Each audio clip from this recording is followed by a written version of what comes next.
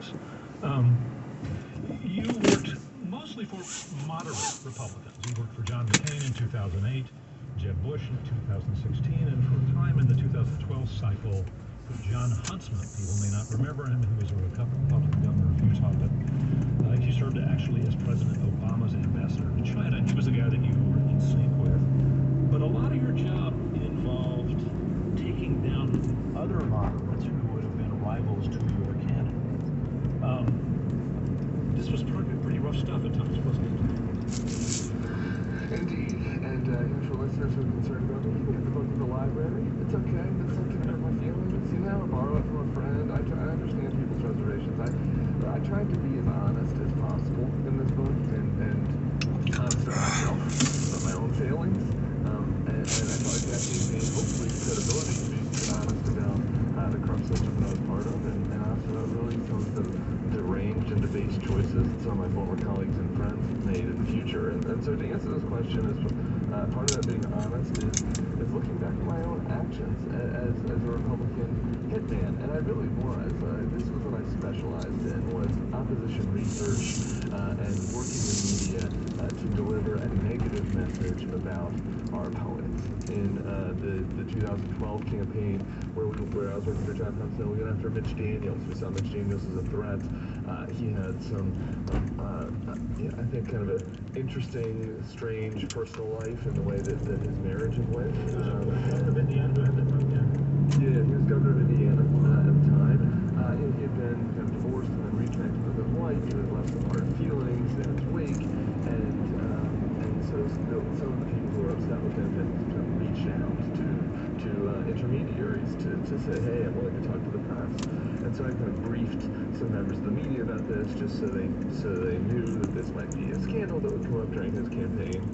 He ends up deciding not to run because of that. I look back on things like that. I look back on things like me dealing with Steve Bannon and the Breitbarts of the world, to have them attack the other more mainstream candidates, on my candidate's behalf. That was something that I did regularly. And I think, this was all technically within the rules of politics, right? I wasn't doing anything illegal, but stepping back from everything, we're all going, bro. I was actually kind of farming the candidates that I thought were better suited to run, and in a lot of ways helping the more extreme candidates. I was participating with people that were spreading very toxic, at times racist material on their website, and I was favor trading with them. Right. After the 2012 presidential cycle, you formed a thing called America Rising, which was, you describe it as a chop shop that would mercilessly investigate and then eviscerate Democratic candidates and causes. You would hire trackers, low-paid people who would follow Democrats around with video cameras, hoping to catch a gaffe or something that would embarrass them, and then you use this material against them. I wanted to hear a little more about what was appealing about this, how the game worked, what was psychologically reinforcing about doing stuff which hurt people who you probably would have had a lot in common. Yeah, it's a strange part about our two-party system, right? I have much more in common with, say, a conservative Democrat than like a Tea Party Republican in my politics, right? But the Republicans are on my team, right? And this is the way that DC is structured. The Democrats have created a group like this already called American Bridge. And so I saw kind of this entrepreneurial opportunity to work with two other people and create a Republican version that could compete with that. And what that entailed was, basically always focusing the research, the opposition research, and okay, well, if I was able to do that, that explains quite a bit about how a lot of my colleagues ended up justifying going along with Donald Trump, even though they found him, repugnant. It's interesting that I think, I've covered politics for a long time in Pennsylvania, and, years ago, only insiders knew the names of political consultants, but with the growth of cable TV and social media, you guys are a little more public, so you can kind of get to be Washington famous. And if you're somebody in your 20s coming up, that's pretty heady stuff, isn't it?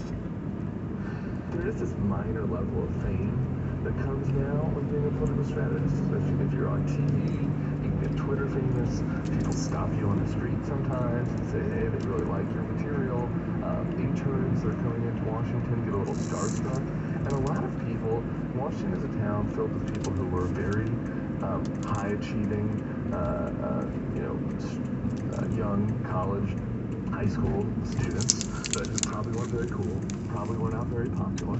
They came to Washington. It's a town that is also run by young people. Most offices have maybe one gray-beard or two gray-beards, but then these really pretty important positions, spokesperson, things like that, are run by people in their mid-20s. And all of a sudden, you kind of have access to the congressman or access to the senator. People want to follow your thoughts on social media. You're getting invited to these parties with celebrities the weekend of the correspondence dinner. All of a sudden, people like Sean Spicer, who I write about, are getting asked for selfies all the time on the street by Trump supporters. They're getting recognized. Their parents' friends see them, and they hear from mom that Joni from the club said that their boy's doing great. All that stuff is really, really appealing, especially to people who kind of didn't get that as when they were growing up. And so it's this kind of banal desire to be seen, to be recognized for affirmation that drove a lot of people to do things that are pretty evil. We need to take a break here. Let me reintroduce you. We are speaking with Tim Miller. He's a former Republican communications staffer. His new book is Why We Did It, Travelogue from the Republican Road to Hell. We'll continue our conversation in just a moment. This is Fresh Air.